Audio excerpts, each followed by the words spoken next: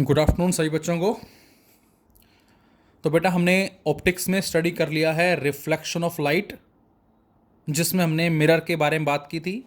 Concave mirror, convex mirror, image formation, magnification, plane mirror के respect में, speed of object, speed of image के respect में questions में मिले थे हमें। उसके बाद बेटा हमने स्टडी किया था रिफ्रैक्शन ऑफ लाइट। जिस रिफ्रैक्शन ऑफ लाइट में हमने स्टडी किया था lateral displacement, real depth, apparent depth, total internal reflection, lens maker formula, lenses क्या होते हैं, कॉम्बिनेशन ऑफ लेंसेज क्या है, पावर हम कैसे फाइंड आउट करेंगे, इस तरह से क्वेश्चंस किए थे। और उसके जस्ट बाद हमने स्टडी किया था डिस्पर्जन ऑफ लाइट, कि जैसे ही वाइट लाइट को प्रिज्म से पास करेंगे तो हमें एक स्पेक्ट्रम मिलता है जिसको विबग्योर का नाम दिया था। और उसी में ही हमने angular dispersion, dispersive power, Abbe number, scattering of light, blue colour of sky, danger signals are red, इस तरह के क्वेश्चंस को डिस्कस किया था with rainbow. And now we have the next chapter of optics, that is optical instrument. तो बच्चों अब हमारे पास जो नेक्स्ट चैप्टर है बेटा, दैट इज ऑप्टिकल इंस्ट्रूमेंट।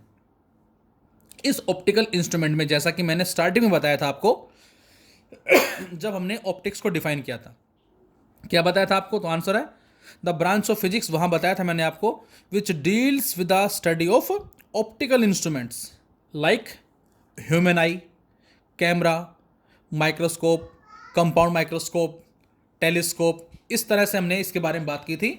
और मैंने बताया था कि जो ये फिजिक्स की वो ब्रांच है जो ऑप्टिकल इंस्ट्रूमेंट से डील करे, उसको भी हमने ऑप्टिक्स का नाम दिया था। इनको बेटा ऑप्टिकल इंस्ट्रूमेंट क्यों बोला हमने इन सभी को? तो आंसर है इन सभी की फंक्शनिंग जो है वो लाइट पे बेस्ड है, इसलिए हमने इन सभी को ऑप्टिकल इंस्ट्रूमेंट का नाम दिया था। तो यही अब हमें स्टडी करना है इसके बारे में, तो ध्यान से देखेंगे सभी। तो आंसर है the devices which works on the principle of reflection, refraction, और we can say the propagation of light are denote the optical instruments.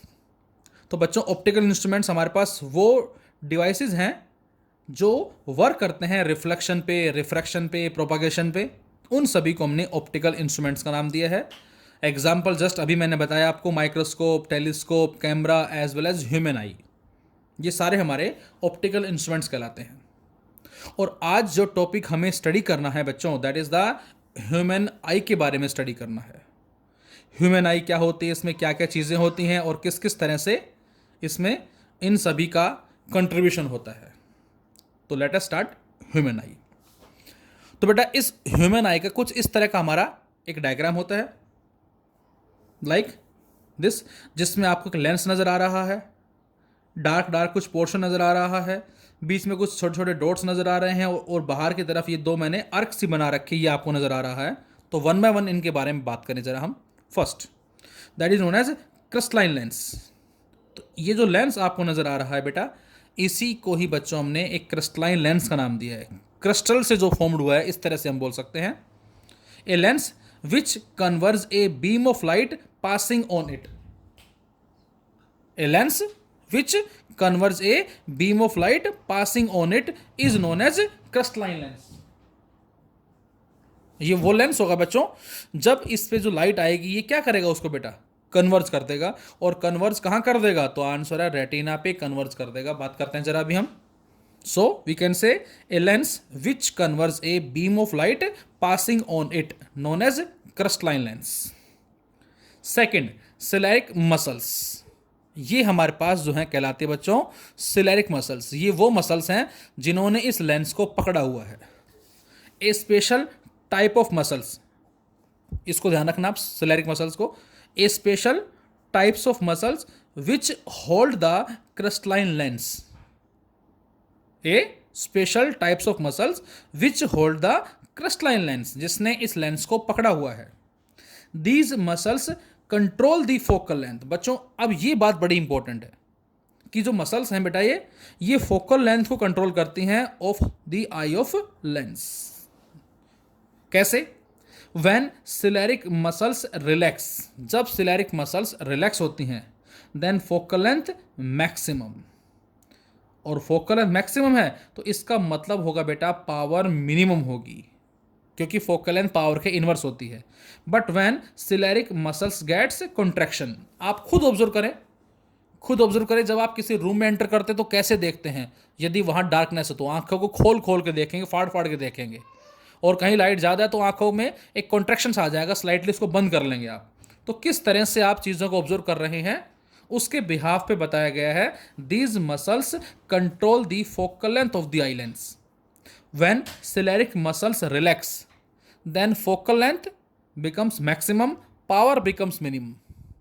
But when the ciliary muscles gets contraction, then their focal length decreases and power increases. और उस situation में बच्चों power increase होती है। तो ये हमारा सिलेरिक मसल्स का काम है जो फोकल लेंथ को चेंज करती है, एडजस्ट करती है, ऐसा हम बोल सकते हैं। आयरिश, अब आयरिश हमने किसको नाम दिया, यहां जो ये पोर्शन नजर आ रहा है आपको, this one slightly, a layer of muscles which adjust and allow suitable quantity of light into our eye.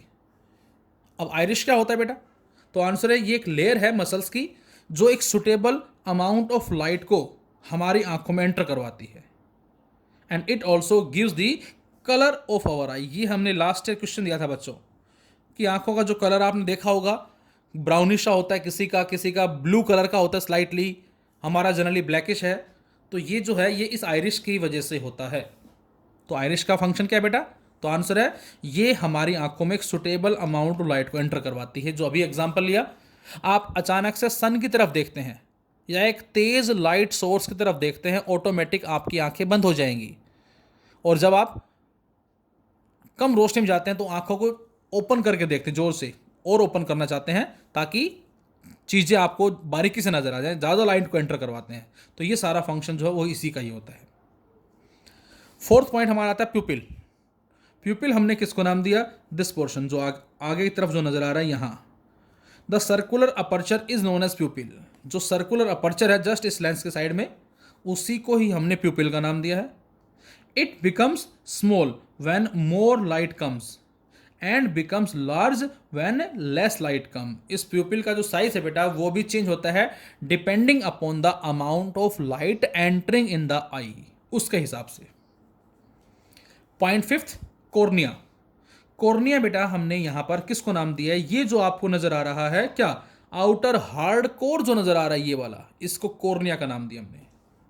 The front transparent part of outer hard core, the front transparent part of outer hard core which protect the inner parts of eye. जो अंदर के part जो है आंखों के उसको protect करता है, उसको बच्चों हमने कॉर्निया का नाम दिया है। The front transparent part of the outer hard core which protect the inner parts of I denotes the cornea.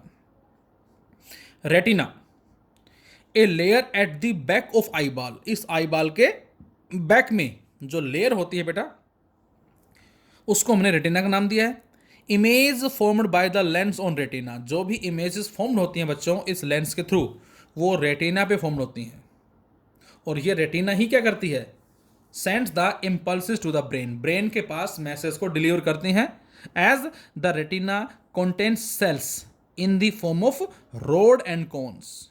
जो रेटिना है बेटा इसके पास रोड का मतलब लाइक दिस, और कोण का मतलब लाइक दिस, इस तरह का। इसके पास सेल्स होते हैं रोड और कोन की शेप में। यहां बच्चों इस रोड का मीनिंग जो लिया गया है, again point to be noted, road जो है वो किसको रिप्रेजेंट करता है, लाइट इंटेंसिटी को, और जो कोन है बेटा ये रिप्रेजेंट करता है colour of object. Rod and cones are the two sensitive cells having rod and cone shape. These gets activated when light falls and generates electric signal। जैसे ही बच्चों इन पे लाइट गिरती है तो ये एक्टिवेट हो जाते हैं और उसको एक इलेक्ट्रिक सिग्नल में कन्वर्ट करके ब्रेन के पास डिलीवर कर देते हैं। इसी कैटेगरी में हमारा नेक्स्ट पॉइंट आता है बच्चों, पॉइंट नंबर 7, जिसको नाम दिया गया बेटा क्या, blind spot. The least sensitive spot on the retina is known as blind spot. इस रेटिना पे जो सबसे ज़्यादा सेंसिटिव स्पॉट होता है उस स्पॉट को बेटा हमने ब्लाइंड स्पॉट का नाम दिया है। Next point number 8, that is visual axis. अब विजुअल एक्सिस हमने किसको नाम दिया, जो शायद डायग्राम में आपको नज़र नहीं आ रही हैं, लेकिन इसके अलावा और भी बहुत सारी चीज़ें होती हैं यहाँ। तो विजुअल एक्सिस हमने किसको नाम दिया, तो आंसर है बेटा the line joining the centre of crystalline lens to the yellow spot in retina. ये जो रेटिना है बच्चों, इसमें एक येलो स्पॉट होता है, और वो लाइन जो इस लेंस को इस येलो स्पॉट से आपस में ज्वाइन कर रही है, उसको बच्चों हमने विजुअल एक्सिस का नाम दिया है। नाइन्थ, ऑप्टिक एक्सिस, ये क्या होती है, तो आंसर है the line joining the centre of crystalline lens to the centre of cornea. वो लाइंस जो क्या कर रही है बेटा, सेंटर किसका, क्रिस्टलाइन लेंस का, उसको ज्वाइन किससे कर रही है, सेंटर ऑफ कॉर्निया से। आपस में जो लाइन इनको ज्वाइन करती है उसको बच्चों हम बोलते हैं optic axis. The lens divides the interior of the I into two chamber. ये जो लेंस है बेटा, इस आई के इंटीरियर को दो पार्ट में डिवाइड करता है। दो पार्ट कौन कौन से, तो आंसर है first A chamber between lens and cornea. ये लेंस है, ये कॉर्निया, इनके बीच का चैम्बर कॉल्ड एंटीरियर चैम्बर, जिसको एंटीरियर चैम्बर का नाम दिया गया है बेटा। Which contains A watery fluid, जिसमें एक वाटरी फ्लूइड होता है, जिसको हम बोलते हैं बच्चों एक्वस ह्यूमर। तो ये भी ध्यान रखें कि एक्वस ह्यूमर जो है कहाँ होता है, तो ये चैम्बर में होता है। कॉर्निया और लेंस के बीच में चैम्बर होता है, उसको हमने नाम दिया है एंटीरियर चैम्बर का। इसमें वाटरी फ्लूइड होता है जिसको एक्वस ह्यूमर बोलते हैं। और second, the chamber between lens and retina, lens और रेटिना के बीच का, जिसको हम क्या बोलते हैं, posterior chamber. Which contains transparent jelly, इसमें ट्रांसपेरेंट जेली टाइप में होती है, कॉल्ड विट्रियस ह्यूमर, जिसको नाम दिया गया बच्चों विट्रियस ह्यूमर का नाम दिया गया है। The value of refractive index of lens is 1.43। और हमारी आंख के लिए बेटा, लेंस के लिए जो है, म्यू के लिए जो बताया गया हमारी आंखों के लिए, the value of mu for Lenz, sorry हाँ लेंस के लिए उसकी वैल्यू बताई गई बच्चों 1.43। जो हमने क्रिस्टलाइन लेंस हमारी आंख में जो मौजूद है ऑलरेडी, उसको जो रिफ्रैक्टिव इंडेक्स है उसका that is 1.43, and for the aqueous humour and vitreous humour is 1.336। जो एक्वस ह्यूमर और विट्रियस ह्यूमर जो है उसका रिफ्रैक्टिव इंडेक्स बताया गया है 1.336। अब ये बात आपको याद रखनी है। नेक्स्ट जो मैं बोल रहा हूं, अकोमोडेटिंग पावर या अकोमोडेटिंग या अकोमोडेशन भी बोलते हैं इसको हम। ये क्या होती है, तो आंसर है बच्चों the ability of the lens to observe distinct object is known as accommodating power. किसी भी आई की वो एबिलिटी जिससे वो डिस्टिंक्ट ऑब्जेक्ट को क्या कर सके, ऑब्जर्व कर सके। Observe, to observe the distinct object is known as accommodating power, और जिसको हमने अकोमोडेशन का भी नाम दिया है। और इसको अदर वर्ड में कैसे कह सकते हैं बेटा हम, तो इसको अदर वर्ड में बच्चों हम कह सकते हैं क्या, the ability of an eye to focus the distant object as well as nearby object. मतलब किसी भी आंख की वो एबिलिटी जिससे जो लॉन्ग डिस्टेंस पे ऑब्जेक्ट हैं उनको भी फोकस कर सके प्रॉपरली, और जो नियर बाई ऑब्जेक्ट्स हैं उनको भी फोकस कर सके, किस पे, रेटिना पे, by changing the focal length of the lens. लेकिन ऐसा करने के लिए फोकल लेंथ को भी चेंज होना पड़ेगा, इज नोन एज अकोमोडेटिंग। उसी को ही बच्चों हमने अकोमोडेशन का नाम दिया है। तो अकोमोडेशन क्या होता है पता लग गया क्या, the ability of an eye to focus distant object as well as nearby object on the retina by changing the focal length of the lens is known as accommodation. Far point, near point, ये हमारे बार बार use होंगे बच्चों, numericals में भी use होते हैं बहुत जगह। ये फार पॉइंट का मीनिंग क्या होगा, नियर पॉइंट का मीनिंग क्या होगा बेटा, तो far point eight which an object can be seen clearly. ये वो पॉइंट होगा जहां हम ऑब्जेक्ट को इजीली आराम से देख सकें। अब मैं आपसे कहूं कि आपको कितना डिस्टेंस नज़र आता है, तो कोई बच्चा कहेगा सर 1 किलोमीटर, कोई कहेगा 2 किलोमीटर। भैया मुझे तो चांद तारे सारे नज़र आ रहे हैं। अब चांद तारे कितने डिस्टेंस पे हैं, करोड़ों की इनफाइनाइट डिस्टेंस पे बोलेंगे हम, क्योंकि यहाँ पर जो डिस्टेंस वो बहुत ज़्यादा है। तो हम बोलेंगे क्या, फार पॉइंट हमारे लिए कहाँ होगा, तो आंसर इन्फिनिटी होगा। Near point up to which the eye can see an object clearly. Near point वो है बेटा जिसको हमारी आंखें इजीली देख सकें। सपोज आपने नोटबुक उठाई और नोटबुक उठा के धीरे धीरे धीरे धीरे उस नोटबुक को आप अपनी आंखों के पास ला रहे हो, तो एक डिस्टेंस वो आएगा जिसके बाद आपने यदि उस नोटबुक को और भी नज़दीक करना चाहा अपनी आंखों के, तो आपको दिक्कत महसूस होगी पढ़ने में, आपकी आंखों पे जोर पड़ेगा उस डिस्टेंस के बाद। तो नियर पॉइंट हमने किसको नाम दिया? Up to which the eye can see an object clearly. Up to which the eye can see, या ये कह सकते हैं the minimum distance at which an object must be placed so that a normal eye may see it clearly without any strain. ये बात आप याद रखें, the minimum distance at which an object must be placed so that a normal eye may see it clearly without any strain. और उसमें हम जो value लेते हैं इसकी, वो लेते हैं बच्चों 25 सेंटीमीटर। तो फार पॉइंट हमारे लिए इन्फिनिटी है, और जो नियर पॉइंट है, या इस नियर पॉइंट को एल डी डी वी भी बोलते हैं, L D D V short form है least distance of distinct vision. Least distance of distinct vision, तो ये हम लेते हैं दैट इज 25 सेंटीमीटर। तो ये हमारा कहलाता है अबाउट ह्यूमन आई। अब हम बात करते जरा इसमें रिलेटेड डिफेक्ट्स के बारे में बच्चों। फिलहाल हमें जो पढ़ना है वो पढ़ना है myopia as well as hypermetropia. लेकिन जो टोटल डिफेक्ट्स एग्जिस्ट करते हैं बच्चों इसमें, जो हम बुक्स में स्टडी भी करते हैं, वो कौन कौन से हैं? तो आंसर है there are some defects in human eye due to various reasons. Some of the common optical defects in the eye are given below. मतलब ये sometimes the eye of a person can't focus the image of an object on retina. हमारी जो आंख है बेटा वो कुछ regions की वजह से इमेज को प्रॉपरली रेटिना पे फॉर्म्ड नहीं करती, या तो रेटिना से पहले फॉर्म्ड कर देती है या रेटिना के बाद में फॉर्म्ड करती है, कुछ रीजन्स की वजह से। So that a person is said to have a defect of vision. तो बच्चों उस चीज़ में, उस केस में हम बोलेंगे कि जो पर्सन है उसको डिफेक्ट है किसका? विजन का, देखने का। अब कौन कौन से डिफेक्ट हैं? तो इस कैटेगरी में बेटा फर्स्ट आता है हमारा दैट इज मायोपिया, जिसको हम हिंदी में क्या बोलते हैं, इंग्लिश में नहीं, दूसरा नाम क्या है इसका? Short sightedness. शॉर्ट का मतलब नज़दीक, दैट इज निकट दृष्टि रोग। इसको नाम निकट दृष्टि रोग जरूर है, लेकिन इसमें मीनिंग उल्टा है। मतलब नज़दीक की चीज़ें दिखाई देती हैं लेकिन दूर की चीज़ें दिखाई नहीं देती, ये इसका मतलब है। First one is myopia, short sightedness, निकट दृष्टि रोग। हाइपरमेट्रोपिया, लॉन्ग साइटेडनेस, दूर दृष्टि रोग। दूर की चीज़ें दिखाई देती हैं दूर की, लेकिन पास की दिखाई नहीं देती। Presbyopia, astigmatism, फोरियस।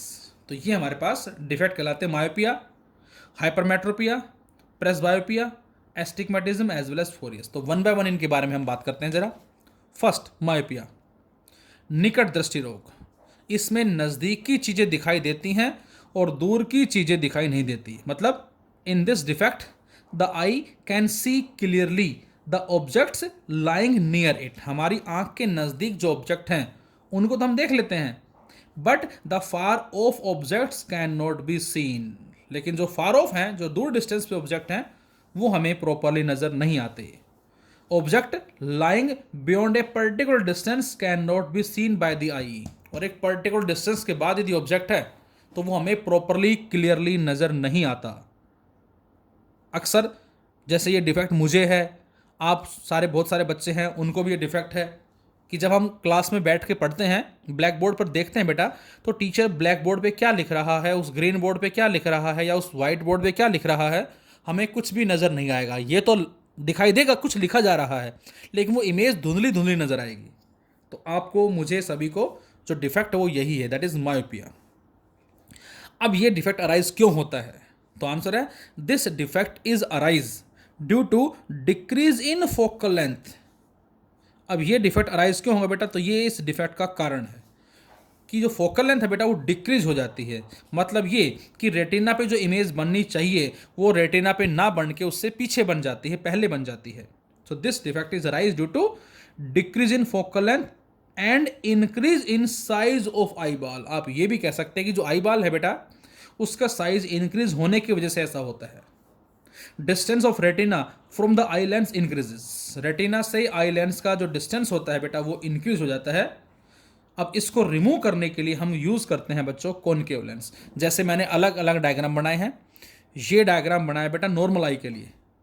दूर से ऑब्जेक्ट है, दूर ऑब्जेक्ट का मतलब इन्फिनिटी से लाइट आ रही है, ये क्या करेगा, रेटिना पे फोकस कर देगा। कब फोकस कर देगा, नॉर्मल आई के केस में। लेकिन जो डिफेक्टेड आई होगी बेटा, जैसे ही लाइट गिरेगी लेंस पे, ये रेटिना से पहले ही उसको फॉर्म कर देगा, तो ये कहलाते हैं डिफेक्टेड आई। अब करेक्ट करने के लिए क्या करेंगे बच्चों, तो आंसर है इसको करेक्ट करने के लिए हमने लगा दिया concave lens.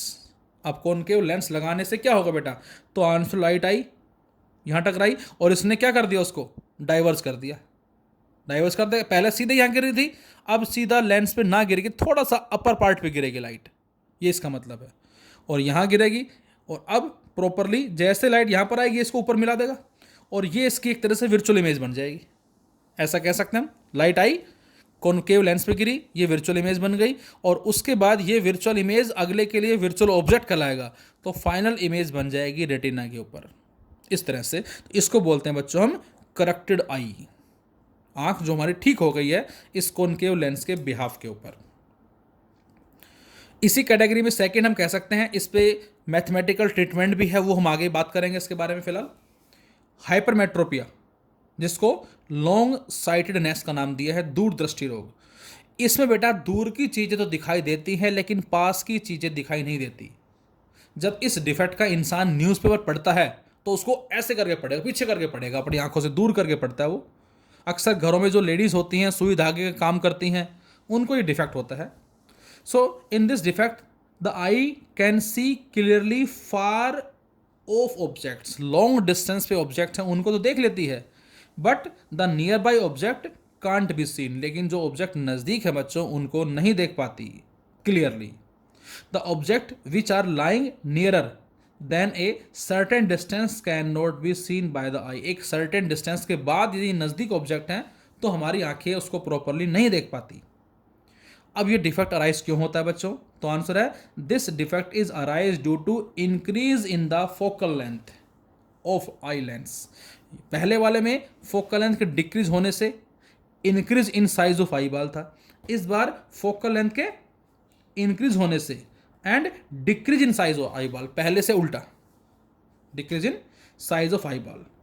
To remove this defect, अब इस डिफेक्ट को बच्चों रिमूव करने के लिए हम क्या यूज करते हैं, तो आंसर इसको रिमूव करने के लिए हम कॉन्वेक्स लेंस यूज करते हैं। जैसे नियर बाई ऑब्जेक्ट है, लाइट आई लेंस पे गिरी, रेटिना पे इसने उसको फॉर्म्ड कर दिया नॉर्मल आई, लेकिन इस डिफेक्ट का जो आदमी होगा उसके लिए इमेज रेटिना के बाद बनती है, इस तरह से कुछ आगे, ये हो गया डिफेक्टेड आई।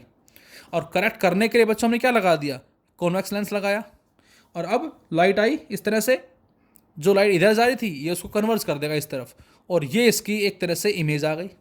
अब ये इमेज अगले के लिए ऑब्जेक्ट का काम करेगी, लाइट ऐसे आई और फाइनली कहाँ मिली है, रेटिना पे मिली, तो ये कहलाती है दैट इज करेक्टेड आई। इस तरह से हाइपरमेट्रोपिया को हम रिमूव कर सकते हैं। इसके अलावा प्रेसबायोपिया, इसको बोलते हैं दूरदर्शिता, दिस इज नोन है दूरदर्शिता, इसको हिंदी में नाम दिया गया है।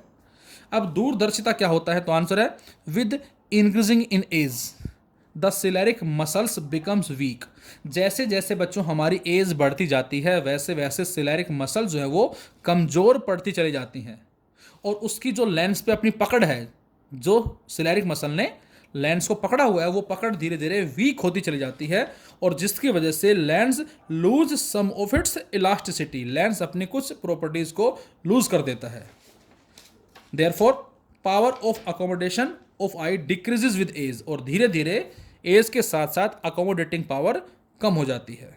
और इसको रिमूव करने के लिए हम यूज करते हैं क्या, this defect converging specs lens is use, मतलब दोनों, जिसमें मायोपिया भी है एज वेल एज हाइपरमेट्रोपिया भी है, ऐसा भी हम बोल सकते हैं।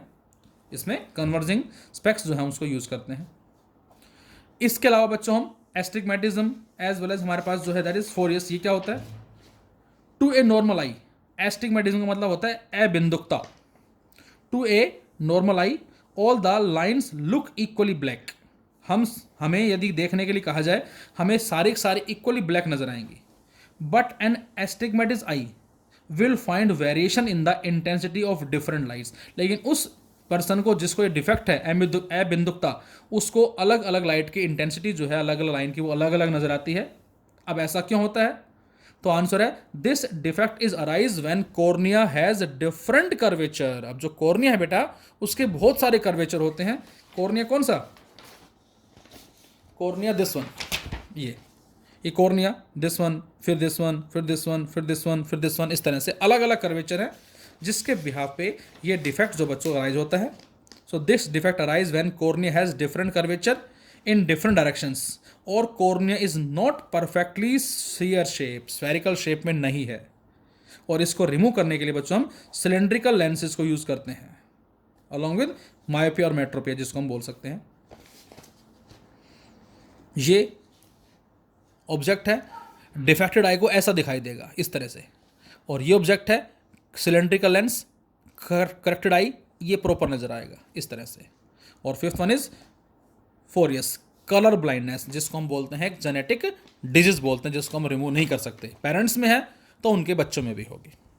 तो ये हमारा है about human I. Thank you.